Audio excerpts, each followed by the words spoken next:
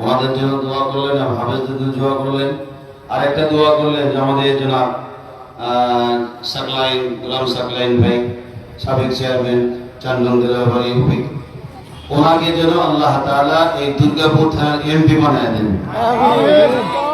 বলেন সৎ লোকের দরকার আছে কি নাই? কি বলেন, আছে না? এই জন্য আল্লাহ যদি ওনাকে টিকিট ব্যবস্থা করে দেয়, দোয়া করবেন তো ইনশাআল্লাহ। সৎ লোকের দরকার আছে। উনি সৎ কি অসৎ এটা আমি জানি না ভাই, আমার ধারণা উনি একজন সৎ মানুষ। আলহামদুলিল্লাহ। ভোট দিবেন, সামনে ভোট আসবে, ভোট দিবেন, সোর চারটারে ভোট দিন না, ভোট দিয়েছে ভালো হলে দিবেন, যারা তারা ভালো হলে দিবেন।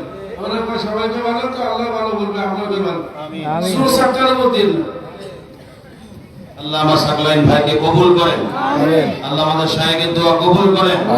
সামনে নির্বাচনের সুযোগ হলে উনি যদি টিকিট পান, আল্লাহ আমরা দোয়া করতেছি একজন সৎ মানুষ যেন একটা আমাদের প্রতিনিধি হিসাবে থাকতে পারে। কি বলেন, ঠিক না? আল্লাহ আমাদের দোয়া কবুল করেন। আসসালামু আলাইকুম। আলহামদুলিল্লাহ, আলহামদুলিল্লাহ।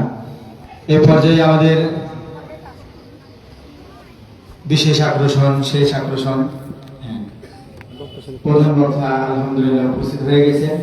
অল্প কিছুক্ষণের মধ্যেই উনি ওনার গুরুত্বপূর্ণ নসিহত পেশ করবেন। আমরা যে দুয়ার কথা শুনলাম, আল্লাহ তাআলা আমাদের ওস্তাদদেরকে, আমাদের শায়েখদেরকে আল্লাহ তাআলা